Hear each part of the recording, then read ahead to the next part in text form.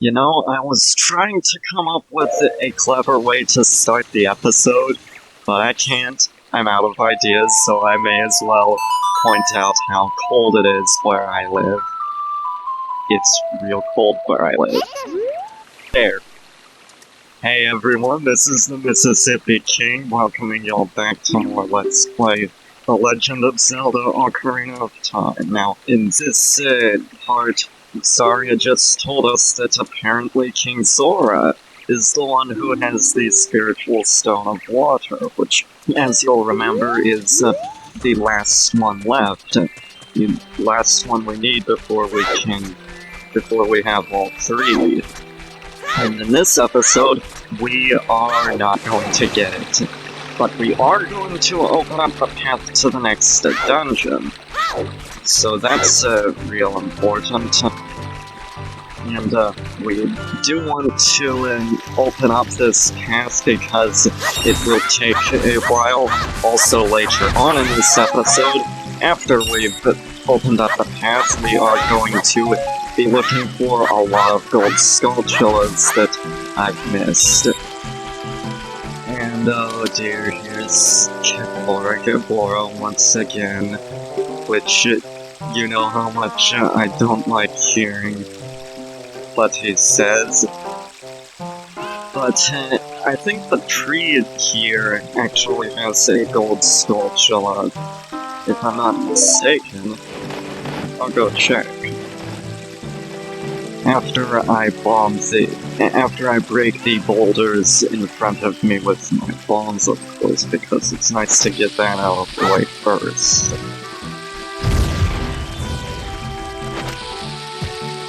And now that the path is cleared, to check. I knew it, you can't hide anything from me. I have like an extra sense as to where they are. As to where secrets are, that is. But anyway, what you want to do now is you want to grab this cargo to glide more like over to the other side of the river, and you will also be wanting this thing to get a heart piece. Maybe also another later, but I could be mistaken. I'll admit I'm kind of rusty. It's been a while since I've actually beaten this game. But it's worth coming down this way because of these two art pieces. And there's another one involving frogs, but I'm not sure how you actually get that. Well, I mean, I've gotten it before, but as I've said, I'm really rusty and I don't exactly know how to get it. As for the other art piece, it's further along the way. I believe it's near the entrance to Zora's domain. And we will want to be heading that way because that's also the path to the next dungeon, of course. But if I'm not mistaken, there's also a Gold Skulltula that way, so you want to keep an eye out for that. And as for the heart piece, hopefully I can get it without the cocoa, because if I need that thing, then I am screwed. And that's gonna suck. And you probably won't like me for getting it. You're probably screaming at your YouTube monitors right now for not bringing it. But I mean, I'm sorry. I apologize in advance. Please direct your anger in the comments section, because we absolutely need more internet rage. Okay, don't actually get outraged, because seriously, the internet is clearly not outraged enough. Hopefully, this year they won't actually be so outraged, but that's probably a pipe dream to think that outrage will go away on the internet for the rest of this year. I mean, didn't happen last year. Sure ain't gonna happen this year. But anyway, now it's time to actually try and get that piece of art. Maybe this episode we won't be so stupid. But then again, I did forget that I needed that cuckoo to collect that second heart piece, so I don't know about that. However, I do still want to, stop being stupid, as Nintendo Capri Sun would say. When I first played the game, I really had no idea what I was getting into. I just didn't know what to expect. And this part right here definitely interested me. I mean, something about the way this is designed, it just feels so beautiful. It feels maze-like, but in a good way, and in a way that, it isn't really a maze. I don't know if that makes any sense, but yeah, it's very maze-like, and I kind of like that. Look at the whole architecture at the waterfall. And anyway, as Kibora said earlier, the path to Zora's domain only opens for those who have, quote-unquote, some connection to the royal family. And since we kind of have, we can choose them. What that means is that you basically need to play Zelda's Lullaby to the entrance of the waterfall, and the water will split. On that subject, Zelda's Lullaby is often misused, the term is misused, because people often apply it to any time that music plays, but the thing is, Zelda's Lullaby is actually a very specific rendition of what's properly called Zelda's theme. Zelda's Lullaby only refers to the version of the theme that is played on the Ocarina. Here's King Zora, by the way, but you don't actually want to talk to him, because you won't actually be able to progress. What you do want to do is to talk to this guy. Looks like I ain't got enough rubies, I forgot how many it costs. Well, I'm back, and this time I actually have enough rupees to play it. Fortunately, this is a pretty easy game, so I'm not panicked. What you need to do in order to progress is beat this game, and then go up and talk to him once again.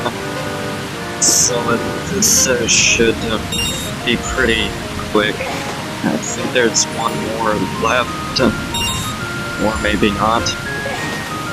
In case you just gotta dive in and collect all the rupees, and there you go. Now this is pretty easy, but it is actually mandatory to beat the game. You do need to get the item he gives you, and I'll just say what it is right away. He gives you a scale, a diving scale that lets you dive deeper. Also, I feel I should point out the design of Zora's domain is also really neat. I don't know what it is about it, but it just sort of feels right, if that makes any sense. It just sort of feels maze-like without being an actual maze. Again, I'm not sure that makes any sense, but it just sort of clicks, you know? I should probably be editing this trip out, but whatever. I mean, it's not like it adds much. I mean, I don't want to edit too much out, But yeah, I can already tell this episode is going to be a pain in the neck to edit. Especially when we get to the Gold Skulltula hunt. That is going to be just plain irritating. What we want to do is to head through that shortcut to Ocarina and dive down to collect an empty bottle. Except it's not really empty, there's something inside it. But since the internet seems to have the attention span of a fruit fly, it is not going to be very fond of this next cutscene. I mean, I'm not much of a fan of this following cutscene. But yeah, you read the letter and it tells you that Princess Ruto is inside Jabba's belly. So what you want to do is return to King Zora, where we get a rather infamous cutscene. So you talk to him and he says, "Where has Princess Ruto gone?" So you show him the letter, and then he very slowly moves out of the way. Riveting stuff. This is absolutely engaging. It hasn't even begun yet, and you know how long it's going to be. And behold, the incredibly slow movement. I don't know what to say to this. It's just like the internet is probably not gonna like this, because they all have the attention span of a fruit fly. But anyway, after that's done, let's actually get around to the Skulltula hunt. Okay?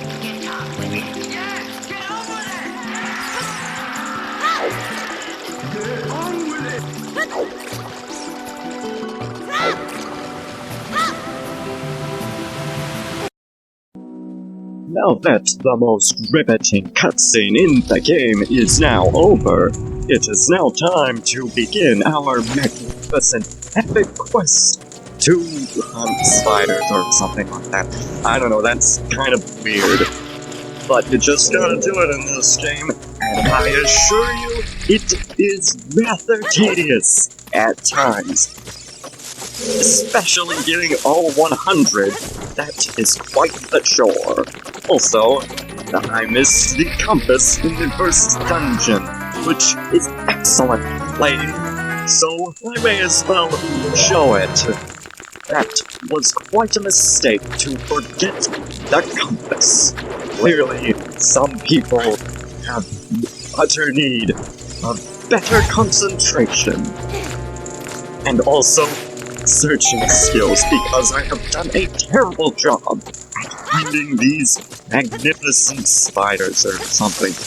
That is one of them, and let us move on. Okay, I'll stop doing that obnoxious voice.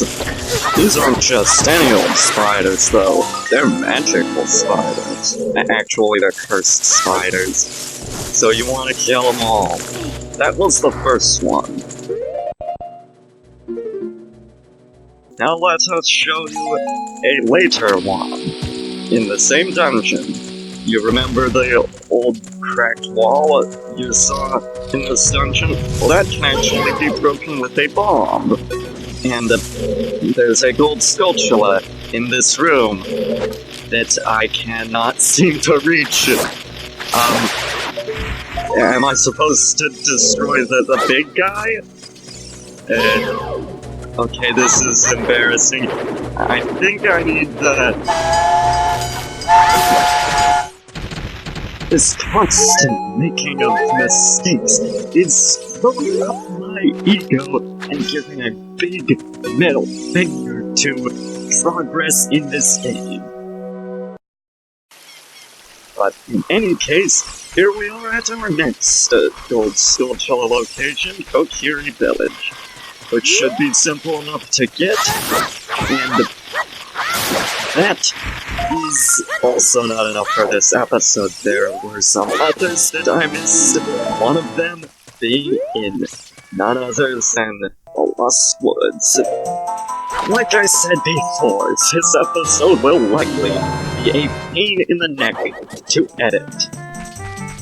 I do not look forward to it, and if you do look forward to it, then, well, you're probably an editor and enjoy that kind of stuff, and there's nothing I can really do about that. Be sure to leave a like on this video if you like it, and if you don't like it, then, well, sonny, you are just a regular person. I really don't know what else to say to that. You just don't like my stuff, and that's all there is to it.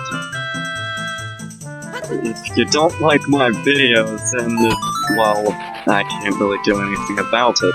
But what you want to do to get this Gold Skulltula is put bugs into the soul, and they'll force out a Gold Skulltula.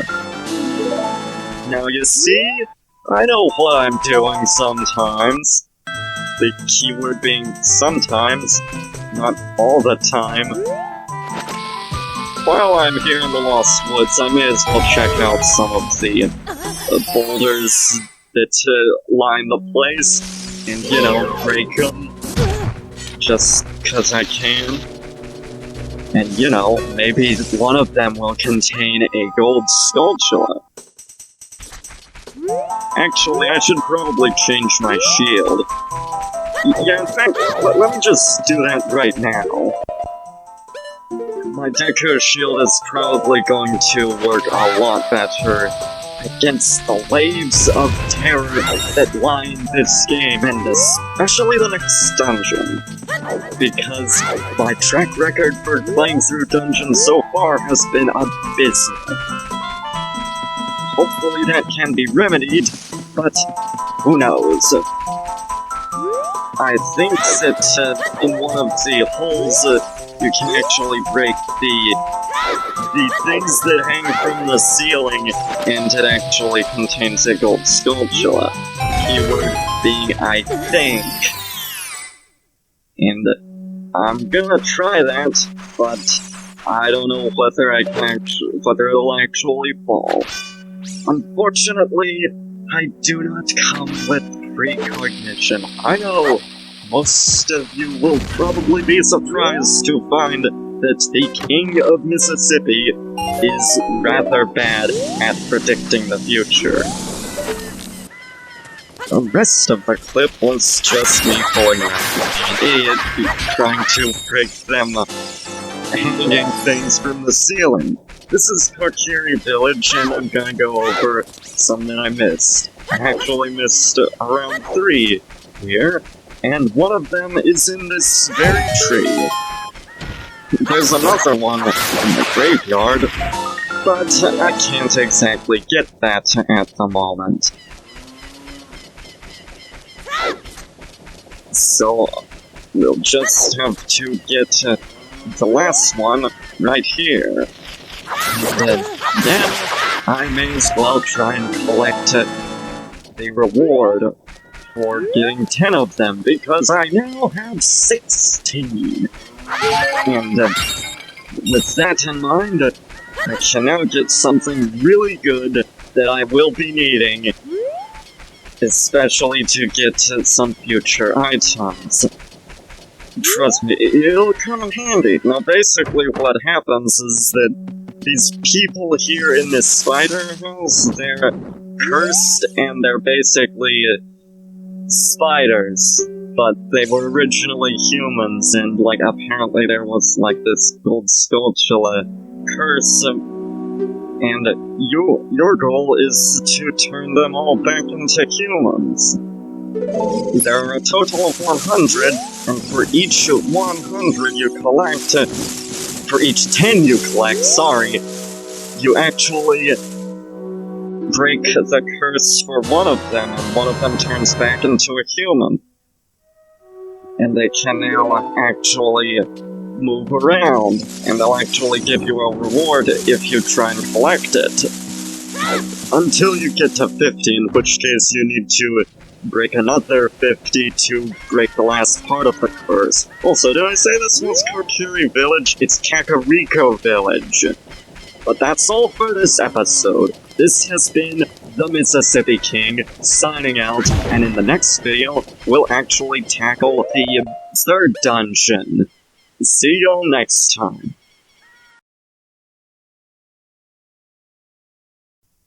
And since I am such a cruel... I am going to... No! I'm not going to rickroll you. But what I am gonna do is make you sit through the entirety of King Zora moving out of the way because I'm just that cruel. And I love making fun of your horrible attention spans.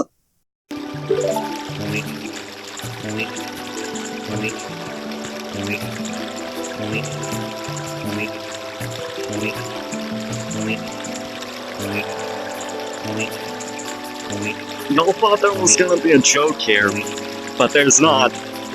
I assure you there is no joke here.